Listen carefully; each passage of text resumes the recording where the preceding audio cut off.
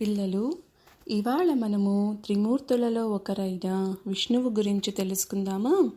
మరి ఈ శ్లోకం యొక్క అర్థం ఏంటి అంటే, ఇక్కడ విష్ణువు ప్రశాంతమైన ముఖముతో ఉన్నవాడు మరియు సర్పము అంటే పాము పైన నిదురించేవాడా, ఎవరు తామర నాభిని కలిగి ఉన్నారో మరియు దేవతలందరికీ ప్రభువైన వాడా, ఈ విశ్వమునకు అంతటికి ఆధారము అయినవాడా, మేఘము వంటి నీలమైన వర్ణము కలవాడా, శుభ శరీర భాగాలను కలిగి ఉన్నవాడా, నీకు నమస్కారం.